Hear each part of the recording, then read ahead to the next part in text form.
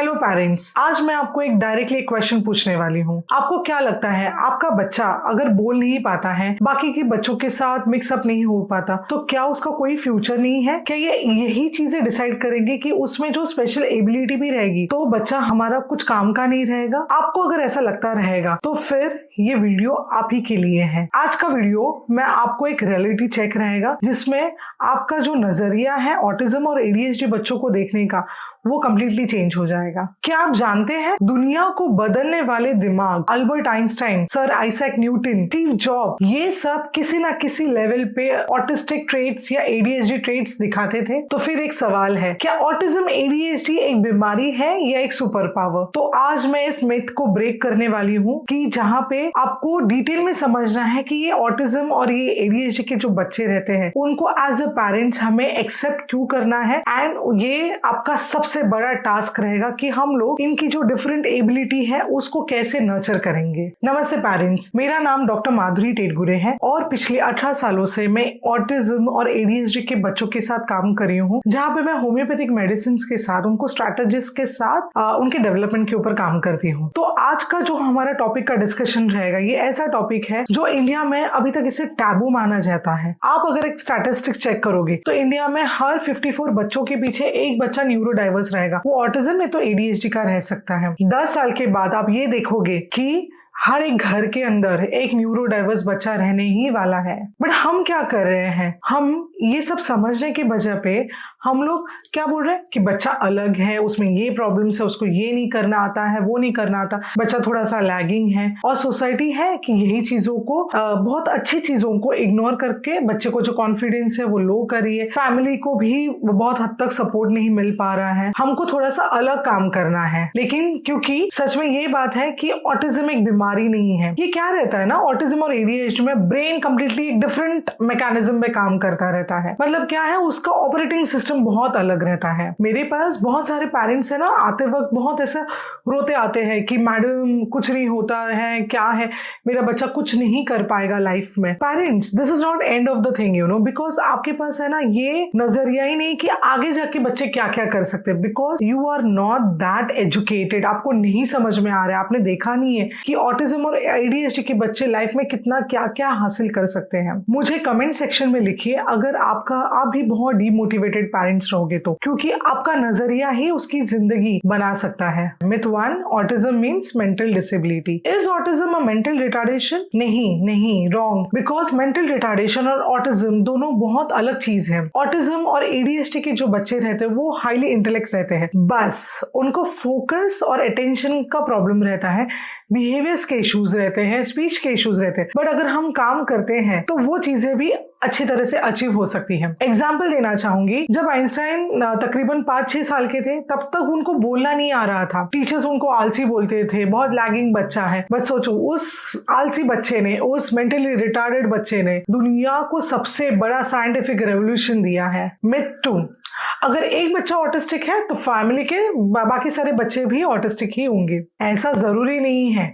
Genetic predisposition हो सकता है, बट हर एक बच्चा अलग अलग रहता है। हर एक बच्चे की जेनेटिक जो कॉम्पोजिशंस रहते हैं वो अलग अलग रह सकते हैं। तो उसके लिए जेनेटिक टेस्टिंग रहती है, जो आपको अपने गायनेक के साथ बात करके ये चीजों का हल मिल जाएगा। जब भी आप प्रेग्नेंट रहते हो तो you know there is a thing called as genetic counselling. पहले काउंसलिंग होते हैं, प्री एम्ब्रियोनिक ये रहता है, और उसकी टेस्टिंग हो सकती है जहाँ पे आपको समझ में आ सकता है मे बी। तो एक जेनेटिक काउंसलर्स रहते हैं, उनसे आपको ये इस चीजों के बारे में बात करनी पड़ेगी। मिथ 3, ऑटिज्म एक बीमारी है जो ठीक करना पड़ेगा। ऑटिज्म कोई बीमारी नहीं, ये ऐसा नहीं है कि ये बुखार आ गया चलो एंटीबायोटिक्स ले लो। ये एक बहुत बड़ा स्पेक्ट्रम है। ऑटिज्म एडीएचडी के जो बच्चे रहते हैं उनमें बहुत सारे डिफरेंट चैलेंजेस आ जाते हैं। बच्चा कभी 10 कदम आगे जाता है, 2 कदम पीछे आ जाता है। तो आपका चैलेंजेस ये रहेगा कि चलो आपको बहुत पेशेंस और मोटिवेटेड रहना पड़ता है कि चलो कोई नहीं, मेरा बच्चा 8 कदम तो आगे चला गया, but you have to be highly prepared. जब भी बच्चा आपका 2 कदम पीछे आता रहेगा तो आपके पास वो सब प्लानिंग रहना चाहिए कि जब भी पीछे आता रहेगा तो मैं उसको आगे बूस्टअप करने के लिए कैसे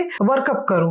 सो इसके लिए आपके पास बहुत अच्छी टीम रहना बहुत जरूरी है जो इन सब चीजों में आपको हेल्प करे। आप मुझे अभी ये बताएं, अगर आपको अभी पता चला है कि आपका बच्चा आइंस्टाइन या स्टीव जॉब्स के जैसे बन सकता है तो क्या राइट डायरेक्शन रहेगी कि जिसकी वजह से आप उसके साथ काम कर सकोगे। जब मेरे पास पेरेंट्स आ जाते हैं तो हर वक्त यही बोलते हैं कि डॉक्टर इसके क्या है, मुझे नहीं लगता है इसको ऑटिज्म है, ये है वो है। हम भी लेट बोले थे तो मेरा बच्चा भी लेट बोल रहा है। नहीं, आपको है ना ये सब चीजों के ना सबसे पहला ट्रीटमेंट यही रहेगा, अर्ली एंड अग्रेसिव इंटरवेंशन। ये सबसे बड़ा ट्रीटमेंट है। आप जितना जल्दी इस चीजों को एक्सेप्ट करोगे उतना जल्दी आपको सोल्यूशंस मिलते जाएंगे। बट अगर आप डिनाइल मोड में रहोगे parent, then it is very difficult, बहुत डिफिकल्ट हो जाता है। फिर मेरे पास बहुत 8 साल के 24 साल के बच्चे भी आ जाते हैं कि देखो अभी ये डायग्नोसिस, मतलब अभी मुझे समझ में आ गया कि इसको ये सब है। तो पेरेंट्स लेट जितना करोगे ना तो उतना बहुत ज्यादा डिफिकल्ट हो जाता है। ऐसा नहीं है कि लेट के लिए भी सोल्यूशंस नहीं है, लेट के लिए भी सोल्यूशंस है, बट अर्ली और एग्रेसिव जब भी आप करते हो ना तो बहुत हद तक बच्चे ऐसे लेवल पे आ जाते हैं कि जहाँ पे हमें पता नहीं चलता कि इनको ऑटिज्म और एडीएचडी हुआ है। पेरेंट्स तो ऐसे करके आपको बहुत एक एम्पावर्ड पेरेंट बनना पड़ेगा। ये 5 चीजों के ऊपर आपको बहुत हद तक काम करना है: behaviour, speech, language, communication, social skills, self help skills and academic. देखो पेरेंट्स कैसा रहता है, अगर जब भी आप एक भी चीज को स्किप करते हो so it is very difficult. पहले 3 के तो बहुत इंपॉर्टेंट है, बाकी के 5 अगर करता रहेगा तो ये हम लोग अग्रेसिव ट्रीटमेंट में बहुत हद तक सभी चीजों को अकोमोडेट करते हैं। आपको समझ में आना चाहिए कि मेरा बच्चा एक एक लेवल पे कैसे काम करेगा। तो सोच कर देखो पेरेंट, अगर आपका बच्चा 1.5 और 2 साल के बीच में अगर उसको राइट चीजों का गाइडेंस मिलता है, जैसे आप राइट चीजें सिखा रहे हो, राइट दवाइयां वगैरह मिल रही है बच्चे को, तो ये सब चीज उसकी लाइफ परमानेंटली चेंज कर सकती है। Isn't that powerful? ऑटिज्म का जो बहुत एकदम मतलब अर्ली साइंस है उसका मैंने एक वीडियो बनाया है, वो आप देख सकते हो। सो ऑटिज्म बहुत तरीके से होता है, माइल्ड रहता है, मॉडरेट रहता है, सीवियर रहता है। अगर आपने माइल्ड बच्चे को ऐसे छोड़ दिया तो वो कभी भी मॉडरेट हो जाएगा, मॉडरेट बच्चे को ऐसे ही छोड़ दिया तो फिर वो सीवियर भी हो सकता है। अगर आप सीवियर बच्चे के ऊपर अगर काम करते हो तो सीवियर मॉडरेट में चेंज हो जाएगा, मॉडरेट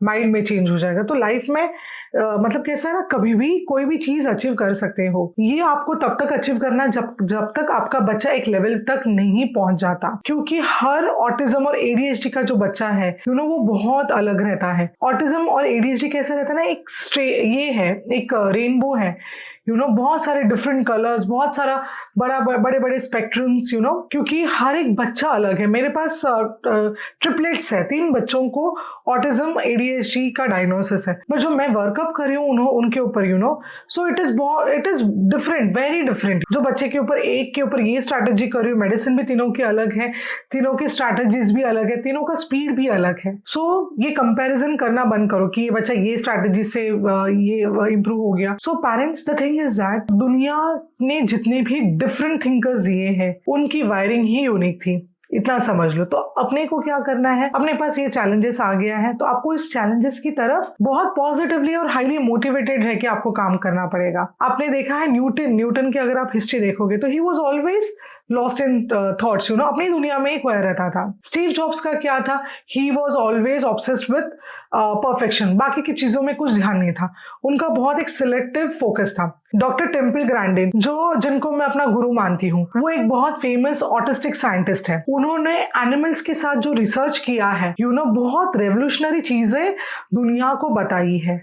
और यही बात मैं बार बार आपको बताना चाहती हूँ कि अगर हम इन क्वालिटीज को समझकर चैनलाइज कर देंगे तो हमारा बच्चा डिफरेंट नहीं, दुनिया को डिफरेंस मेकर बना सकता है। कोई भी चीज अगर आप मुझे पूछते रहोगे कि मेरा बच्चा क्योर होगा, देखो जैसे मैं बार बार कहती हूँ ये कोई बीमारी नहीं है ओके जो ये क्योर हो जाएगा, बट जो ट्रीटमेंट लेते हो जैसे थेरेपीज का सपोर्ट, मेडिसिनल सपोर्ट वगैरह, उससे उसका ग्रोथ तो पक्का है। जो पिछले साल ये लेवल पे था, 3 महीने के बाद आपको आपका बच्चा नेक्स्ट लेवल पे जरूर दिखाई देगा। जो बच्चा बात नहीं कर पा रहे, मैंने बहुत बच्चे देखे 8 साल का उम्र का है, 9 साल की उम्र का है, राइट स्ट्रैटेजीज अगर आप देते रहोगे, राइट मेडिसिन अगर आप देते रहोगे तो बच्चा लिटरली मतलब ब्रेन को उतना अच्छे हद तक चैनलाइज हो जाता है कि बच्चा सपोर्ट मिल जाता है, उसको अंडरस्टैंडिंग इंप्रूव्स। ओके, तो बच्चा लिटरली बोलना भी स्टार्ट करता है, समझना स्टार्ट करता है। सबसे इंपॉर्टेंट थेरेपी है पेरेंट्स का unconditional love. Parents do not make this mistakes. मैं बहुत बार सुनती हूँ, अरे चाचा का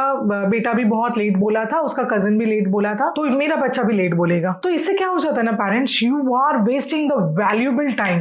जो बच्चे को हम लोग रिकवरी के ऊपर ला सकते हैं उसका क्या हो रहा है, बहुत टाइम पास हो रहा है, और ये सिम्टम्स है ना बढ़ते जाते हैं, एंड देन फिर पेरेंट्स आ जाते हैं कि राइट ट्रीटमेंट के लिए। तो parents do not waste child's valuable time. जो भी रिसोर्सेज रहेंगे, जितना भी रहेगा, बहुत हद तक आपके बच्चे के ऊपर काम करना स्टार्ट करो। Okay, the second mistake that parents do is बहुत ज्यादा स्क्रीन टाइम। बस मोबाइल दे दो, चुप हो जाएगा, ये इतना सारा प्रॉब्लम क्रिएट कर रहा है। सोशल स्टिग्मा के चक्कर में आप अपने बच्चे को इग्नोर करते हो, सबसे बुरी बात। यू नो डियर पेरेंट्स, मेरा आपसे एक सवाल है, क्या आप भी अपने बच्चों के लिए ऐसे कुछ शॉर्टकट्स यूज कर रहे हो जहां पे उसको चुप कराने के लिए मोबाइल थमा रहे हो? यू नो आपको नहीं समझ में आ रहा है कि यहाँ रिश्तेदार के पास लेके जा रहे हो तो मेरा बच्चा हैंडल कैसे हो जाएगा?